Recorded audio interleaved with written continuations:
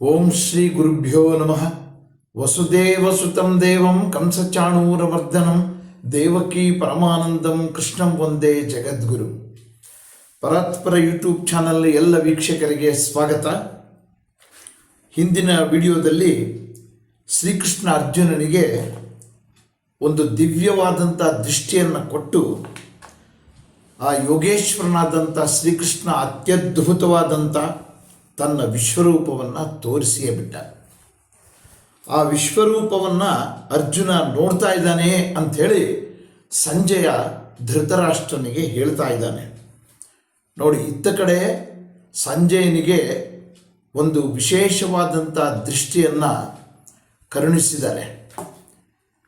ಯಾರು? ವೇದವ್ಯಾಸರು. ಇಲ್ಲಿ ಅರ್ಜುನನಿಗೆ ಶ್ರೀಕೃಷ್ಣ ಅತ್ಯಂತ ದಿವ್ಯವಾದಂಥ ದೃಷ್ಟಿಯನ್ನು ಕರುಣಿಸಿದ್ದಾನೆ.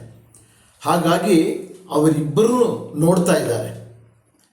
ಎಲ್ಲೋ ಅರಮನೆಯಲ್ಲಿ ಮಹಾರಾಜನ ಮುಂದೆ ಕುಳಿತಂಥ ಸಂಜಯ ಮತ್ತು ರಣರಂಗದಲ್ಲಿ ನಿಂತಿರತಕ್ಕಂಥ ಅರ್ಜುನ, ಆ ಇಬ್ಬರಿಗೂ ಕೂಡ ಈ ಅತ್ಯದ್ಭುತವಾದಂಥ ರೂಪ, ವಿರಾಟ್ ರೂಪ ಕಾಣಿಸ್ತಾ ಇದೆ. ಅಂತಹ ದಿವ್ಯವಾದಂಥ ಆ ರೂಪ ಹೇಗಿತ್ತು ಅನ್ನೋಂಥದ್ದನ್ನು ವರ್ಣಿಸಿದ್ದಾನೆ ಸಂಜಯ. ಮತ್ತೆ ಮುಂದುವರೆದು 12-13ನೇ ಶ್ಲೋಕಗಳಲ್ಲಿ ಏನು ಹೇಳ್ತಾನೆ ಅಂತ ನೋಡೋಣ.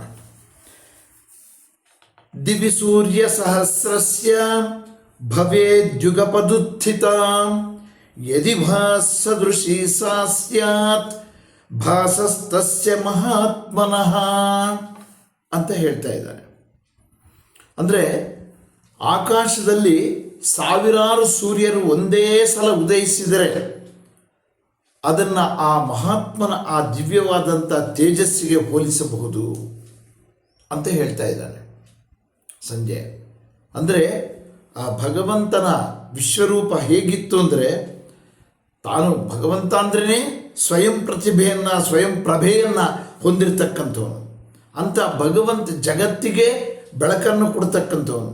ಅಂತಹ ಅವನು ಆ ವಿಶ್ವರೂಪದಲ್ಲಿ ಸಾವಿರಾರು ಸೂರ್ಯರು ಒಂದೇ ಸಲ ಉದಯಿಸಿದರೆ ಎಷ್ಟು ಬೆಳಕಾಗುತ್ತೆ, ಅಷ್ಟು ಬೆಳಕನ್ನು ಆ ಮಹಾನುಭಾವನಲ್ಲಿ ಕಾಣಬಹುದಾಗಿದೆ ಅಂತ ಹೇಳ್ತಾ ಇದ್ದಾನೆ.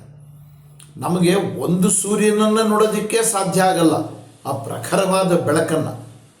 ಅಂಥದ್ದು ಸಾವಿರ ಸೂರ್ಯರು ಒಂದೇ ಸಲ ಉದಯಿಸಿದರೆ ಎಷ್ಟು ಪ್ರಕಾಶಮಾನವಾಗಿರ್ಬೋದು.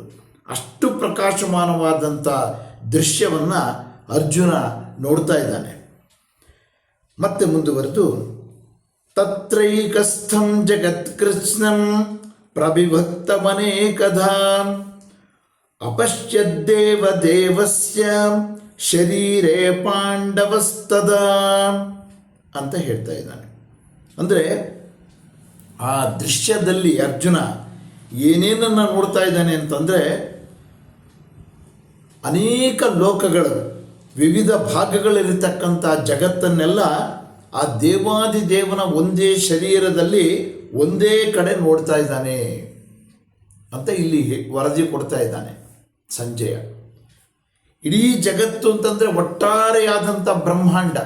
ಅದರಲ್ಲಿ ಭೂಲೋಕ ಒಂದೇ ಅಲ್ಲ, ಬೇರೆ ಬೇರೆ ಲೋಕಗಳು, ಸ್ವರ್ಗಲೋಕ ಇರಬಹುದು, ನರಕಲೋಕ ಇರಬಹುದು, ಮತ್ತು ಪಿತೃಲೋಕ ಇರಬಹುದು, ಎಲ್ಲ ಲೋಕಗಳನ್ನು ಅಡಗಿರ್ತಕ್ಕಂಥ ಒಂದೇ ಒಂದು ದೃಶ್ಯವನ್ನು, ಇಡೀ ಬ್ರಹ್ಮಾಂಡದ ದೃಶ್ಯವನ್ನೆಲ್ಲ ಆ ಒಂದು ಶರೀರದಲ್ಲಿ ಗೋಚರಿಸ್ತಾ ಇದೆ.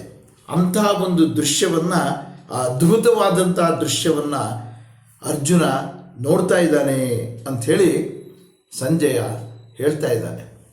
ಇಂಥ ಒಂದು ಅದ್ಭುತವಾದಂಥ ದೃಶ್ಯವನ್ನು ಅರ್ಜುನ ಸಾಧಾರಣವಾದ ಕಣ್ಣುಗಳಿಂದ ನೋಡೋದಕ್ಕೆ ಸಾಧ್ಯವಿಲ್ಲ ಅನ್ನೋದನ್ನು ಮನಗಂಡಂಥ ಶ್ರೀಕೃಷ್ಣ ಅವನಿಗೆ ದಿವ್ಯವಾದಂಥ ದೃಷ್ಟಿಯನ್ನು ಕೊಟ್ಟುಬಿಟ್ಟಿದ್ದಾನೆ. ಆ ದಿವ್ಯವಾದಂಥ ದೃಷ್ಟಿಯಲ್ಲೂ ಕೂಡ ಅರ್ಜುನನಿಗೆ ಅದನ್ನು ನೋಡೋದಕ್ಕೆ ಬಹಳ ಕಷ್ಟ ಆಗ್ತಾ ಇದೆ.